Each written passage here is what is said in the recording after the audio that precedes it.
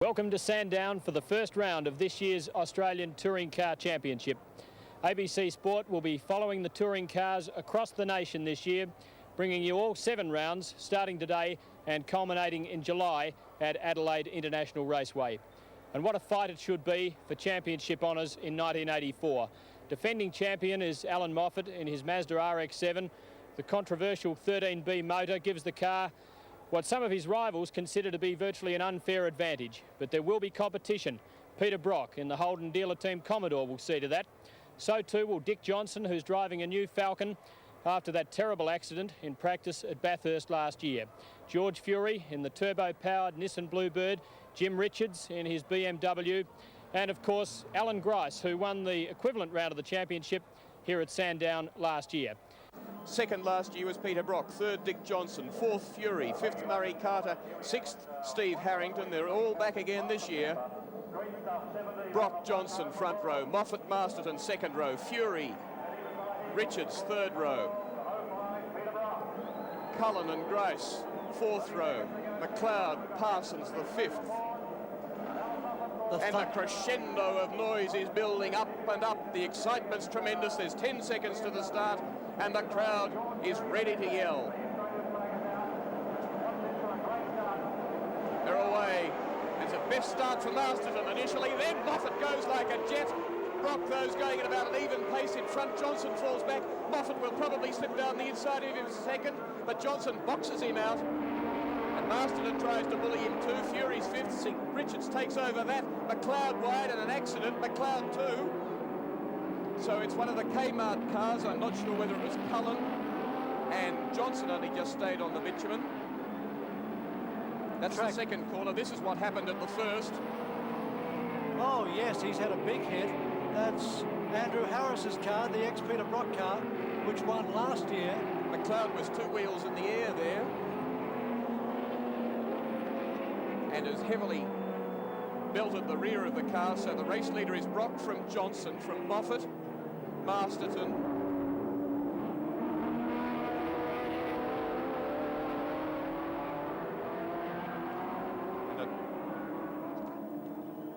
and I think it's Warren Cullen, in fact, who's had the accident down there in the Kmart car.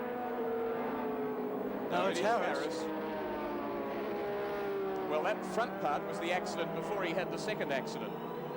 Down the front straight. Brock's lead, 1.6 seconds. Can you believe it? Brock from Johnson, from Moffat, from Masterton, from Richards. From Grice on the inside of Richards.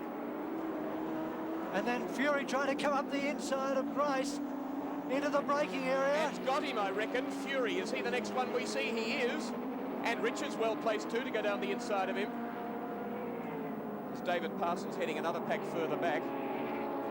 16.7, their standing lap, 145 kilometres an hour for Peter Brock.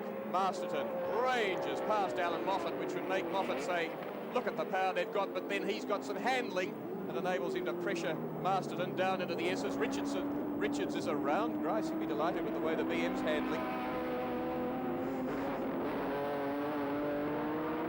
Remember that Richards is driving for the team, and in Frank Gardner, the team manager, that Grice left in some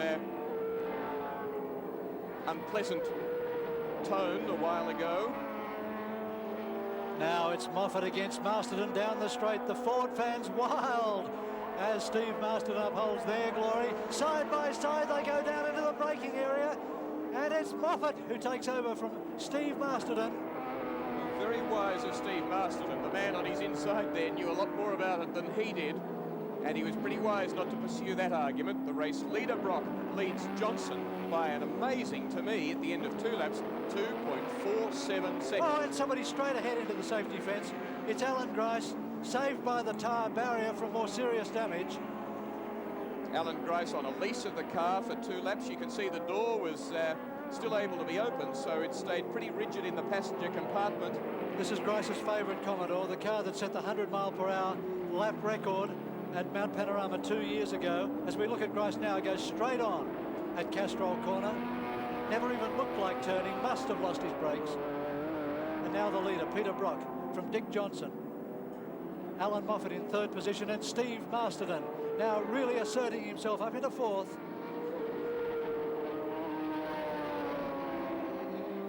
Jim Richards back in fifth position, sliding the BMW all over the track. Brock's lead over Johnson is 3 seconds. Moffat third, Masterton fourth. And Brock would be revelling in this. A good clear run out at the front of the field. Build a buffer. Look after your tyres. Circulate, pick your lines as you wish. Where the others were in some pretty hectic opening laps. Jim Richards certainly was having his argument. He's in front, as you can see, of George Fury. A bit disappointing, the Nissan Bluebird Turbo. It really hasn't progressed very much since early last year. And Brock a second lap at exactly an 11.4, and that's exactly what I'm saying about him. Just able to set his time, look after the car, the tyres, which he will need to do for later in the race.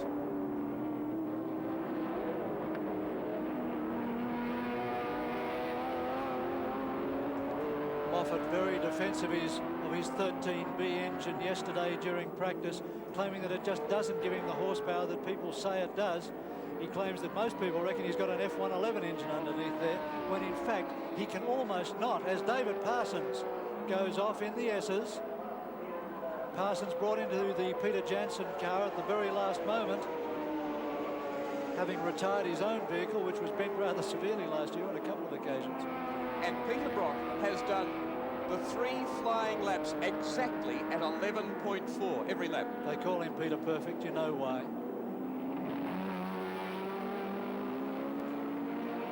A furious start to the race, and the green car, I'm a little bit surprised, Dick Johnson, that he's not arguing with Brock, although he says we need a little bit of time for development. It only hit the track not much more than a week ago, and there's still some sorting to come, and we know what has to be done. Wayne Eckersley particularly in charge regarding spring and damper rates and so on, but this man's got the sorting done well. He's finding his way as smoothly as he can through the traffic. He doesn't want to have to jump hard on the brakes or alter lines suddenly. Masterton too doing a shrewd job. He'd be very wise to sit in behind Allan Moffat if he can, try and stick with him, see what he does and how he does it, and if his car's still in good shape later on, then to have an attack. But very sensible of him not to try and argue with Moffat at this stage. Dick Johnson acting like a taxi driver in Swanston Street at 5 o'clock on any given afternoon. Still fifth Richards, moving away from sixth place, Hungarian-born George Fury. But there are the leading 3.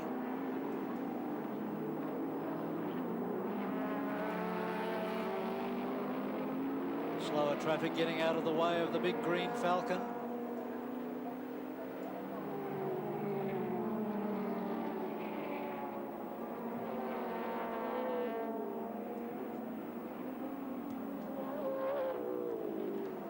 Peter Brock has dropped to a 12.4.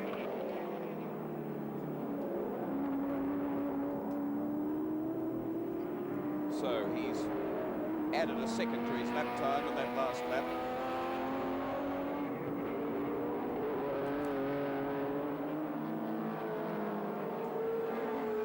Third place Moffat, fourth place Masterton.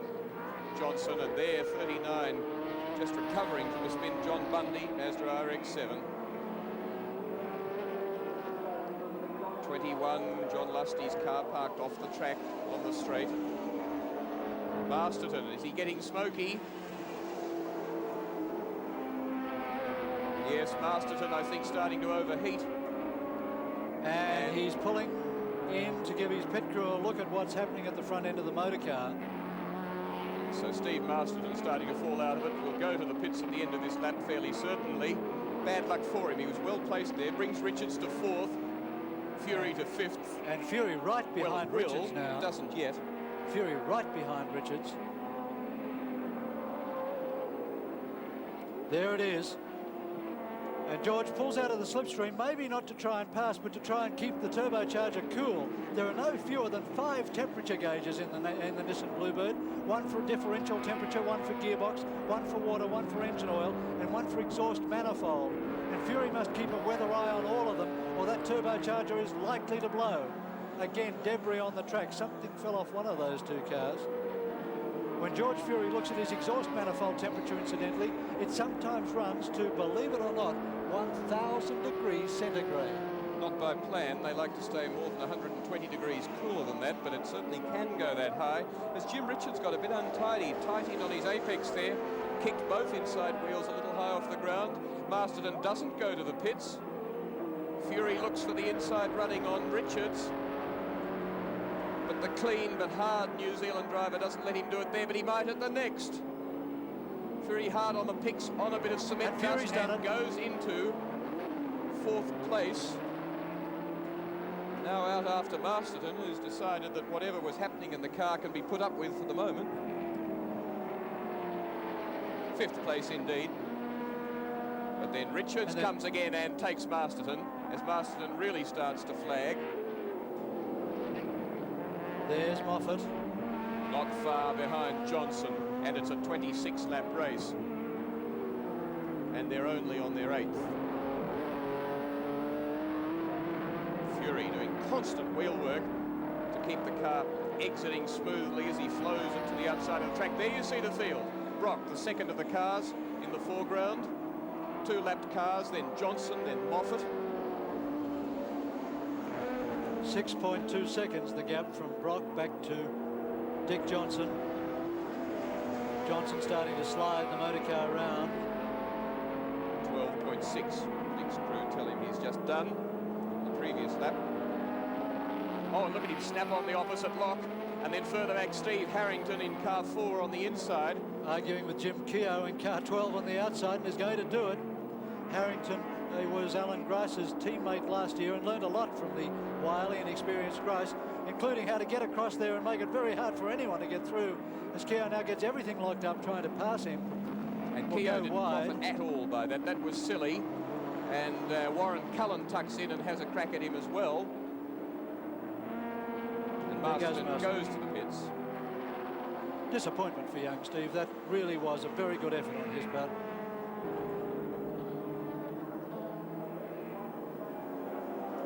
Brock now already halfway down the main straight as Dick Johnson comes onto it. Brock's lead about 5.3 seconds over Johnson, and Brock out on his 13th lap. Half race distance at the end of this lap in a 26-lap race. Moffat still holding 3rd, still not still, now 4th. Fury 5th, Richards, and the Colt is nearly gone. Ian Burrell in the Colt Mirage. Well, you've always got to give it a go, haven't you? Yes, a short moment of heroism if you try to follow the leaders through. The old fallacy that the little cars are quicker through the corners than the big cars. It's not quite right, as Burrell just showed. And this is 4th and 5th place argument renewed as Richards hauls in Fury. Remembers that he was run wide at the corner onto the back straight a lap ago and wants 4th place back.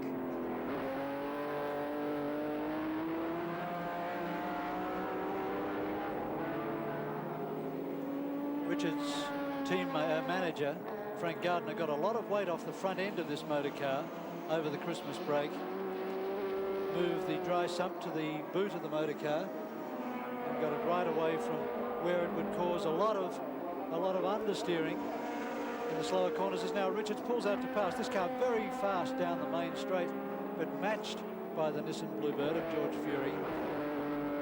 What they still emphasize is that the number 1 spark plug on the V8s is about in the axle center line, and it's number 4 spark plug in the BMW. There's a lot more of the engine forward of the front wheels in the BM than in most of the other cars. And the real question, I suppose, in this race now is Johnson settled in 2nd place at the moment and has in fact managed to pull a buffer on Allan Moffat, and that's interesting. But the question is, over the next half of the race, whether Allan Moffat can make any ground on the leading pair. He's going to have to be pretty sharpish to make it on Peter Brock. And even Johnson has a bit surprisingly pulled away, as Fury leading Richards in 4th and 5th place come through some tail enders.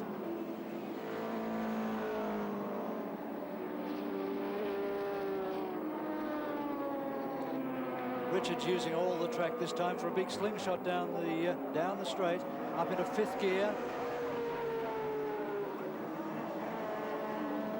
And balked by a slower car. Richards very determined to repass Fury. Peter Brock leads Johnson by 7.6 seconds, who leads Allan Moffat by 4.6, so it's a total of 12.2.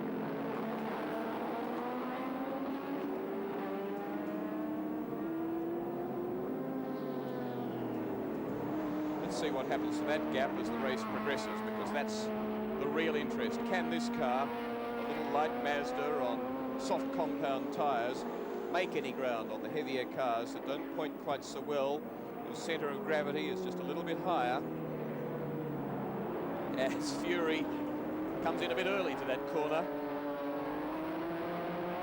Touch untidy.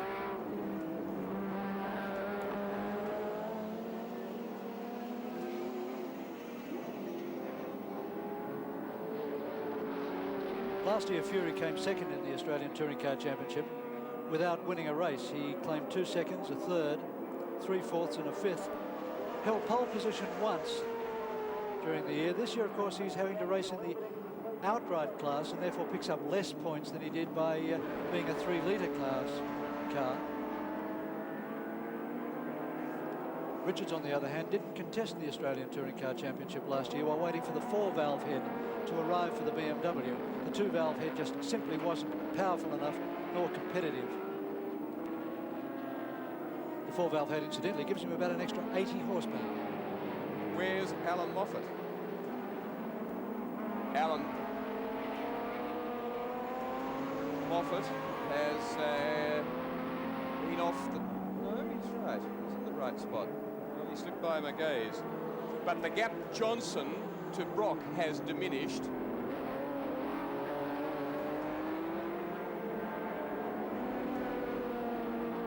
Come from 7.6 to 6.8.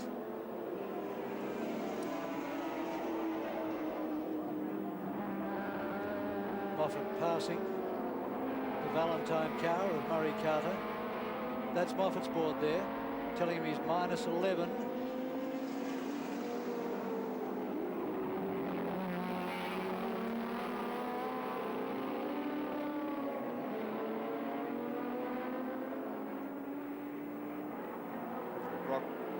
Went straight back out to a 7.7 second advantage again over Dick Johnson.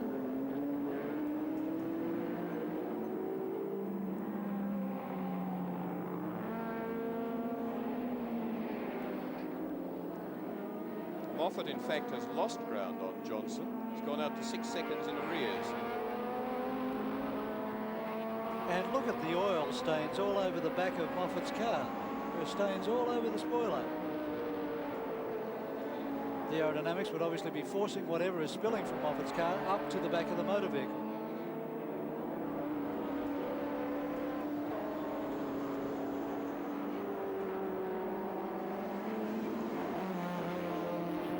Peter Brock in the lead.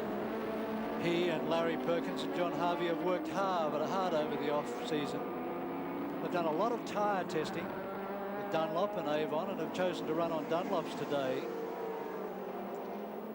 They've been looking for minute advantages. They've done a lot of suspension work on the motor car, looking to make the car lighter to handle. And even as late as yesterday afternoon in practice, they were still experimenting, looking for the very best balance between the front and rear of the motor car. Real interest, as Peter Brock looks to have this round one of the 1984 Touring Car Championship fairly well within his grasp, is that he will not be doing 2 rounds of the championship as we look at third-placed Moffat, because he is definitely going to drive, as we look again at the oil stains on the left rear of the car. It's not right. Doesn't normally travel like that. Moffat has some sort of mechanical problem. Peter Brock will do the Le Mans 24-hour race in a top Porsche 956 twin-turbo car. So in June, he'll also do the Silverstone race before that. So when the Queensland rounds, Lakeside and Surfers are being held, Peter Brock will be in England and France, hitting speeds up to 370 kilometres an hour and averaging around 200 kilometres an hour at the Le Mans 24-hour race, as we see Moffat's crew telling him he's 14 seconds in arrears. And that's 3 seconds down on the last lap.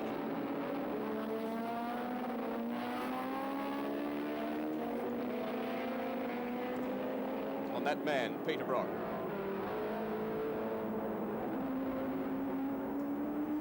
Dick Johnson is obviously going to develop this car very well in the next couple of rounds. He has some very top people with him. Wayne Eckersley, former Formula One mechanic with Allan Jones. And George Shepherd, formerly with the Holden dealer team. On their 19th lap in a 26-lap race. Behind Peter Brock, Dick Johnson, Allan Moffat is still 15, George Fury 31, Jim Richards 8, Warren Cullen 12, Jim Keogh 10, Rusty French, and number 3, Peter Jansen's car, David Parsons. And here comes Richards down the inside on George Fury into the braking area. Slower car in the way, and Richards has got it. He's taken over from George Fury.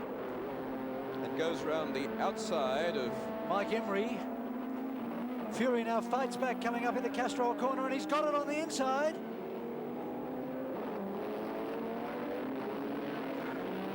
Richards now challenging side by side up the back straight.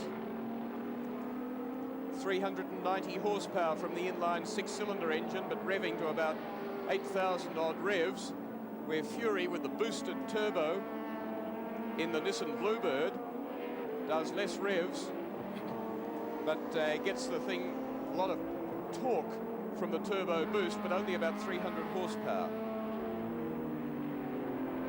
Also a lighter car, Jim Richards' car weighing in at about 1,220 kilos, hoping to get back to his minimum weight limit of about 1,180. Commodore's, Peter Brock, about 1,230. Johnson's car much heavier than that though, and also a bigger engine and much more power.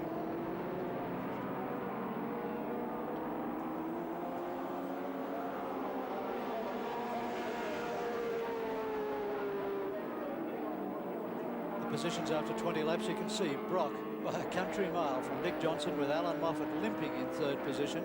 Mind you, limping pretty quickly. Flames from the BMW.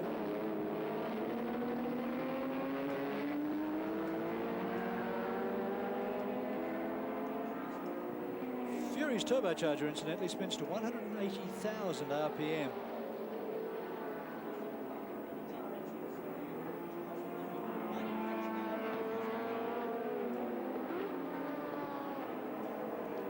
Interesting to ponder whether Jim Richards and George Fury might be able to catch Allan Moffat in the latter part of the race. Won't be by virtue of their own lap times, but by virtue of Moffat running into further problems as they come up to lap Murray Carter.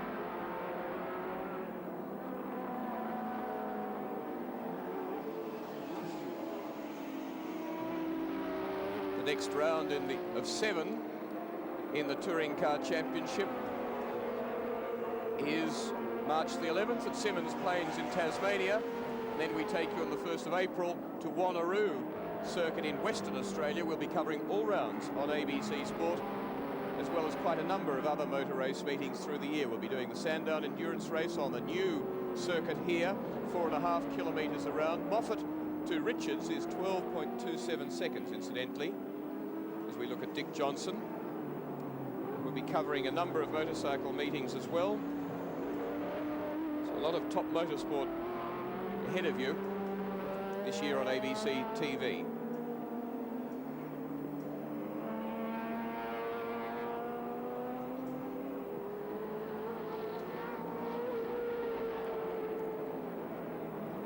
And there's green stuff. Dick Johnson. The car within 2 meetings, I think you'd probably find, will be incredibly competitive with Peter Brock. at the moment. Just to be in second position in this race in a brand new motor car, which first fired a shot only a week ago, is quite an achievement for the Dick Johnson crew from Queensland. I asked Wayne Eckersley whether he felt that he was only at the stage he was in preparation for the James Hardy 1000 last year when the car crashed heavily. Eckersley said, no, we've picked up a few things from since then, but admits that they're still behind the 8 ball and probably about 3 months behind in their development program. 12 seconds the gap from Moffat in third place to Fury and Richards battling away in fourth. So not much gain in the last lap and a half by Richards on Moffat.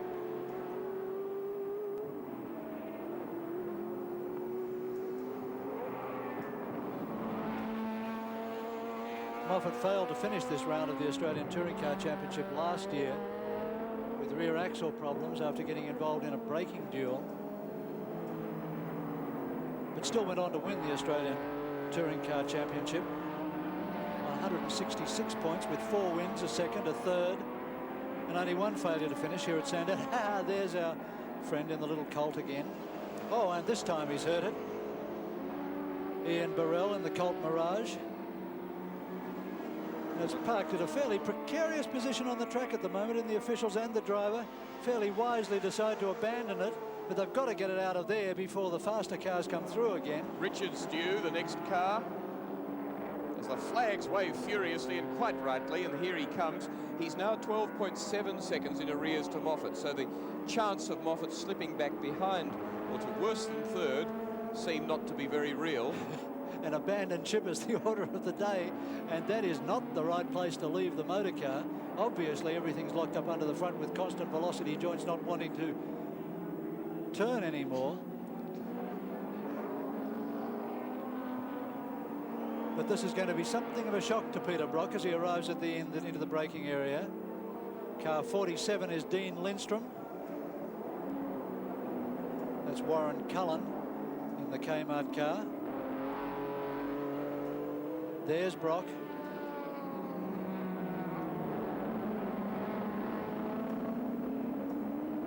Passing Jim Keogh. Johnson has pulled out to 11.14 seconds on Moffat, who has an even greater lead over Richards, who's now pulled out about a second on Fury. 12.26 seconds back to Richards and about a second to Fury. Johnson says thank you as he goes through the slow traffic.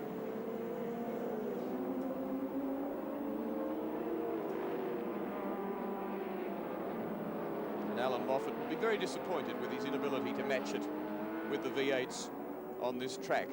But then again, it's a track that, if any, in the touring car round, should suit the V8s more than most.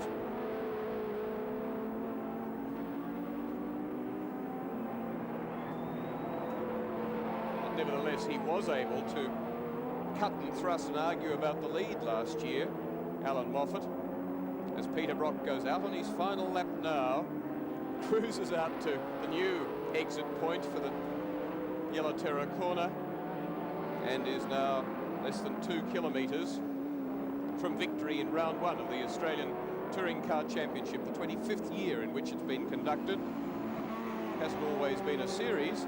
It was last won by Peter Brock back in 1980. Dick Johnson won it the 2 following years, and of course Allan Moffat last year, the first time that a Japanese car had taken the Australian Touring Car Championship. Well, in a quite unchallenged run, Peter Brock down through the S's, out into the back section, very tidy and easy, never got into an argument at any time during the race, was able to look after his car while most others had some form of a problem with another driver, and did it in the way that he knows so well for the final time around the 3.1 kilometre Sandown circuit that's brought him so many victories. This one taking him to the lead after the end of round 1 in the Australian Touring Car Championship. Peter Brock, Holden Commodore 5-litre V8 from this man, Dick Johnson, 5.7-litre Ford Falcon V8 number 17, into second place, 13.8 seconds in arrears. And third place, the man just appearing there onto the main straight, Allan Moffat in car number 43. The Mazda twin-chamber Wankel rotary engine, a further 15.4 seconds in arrears in third place.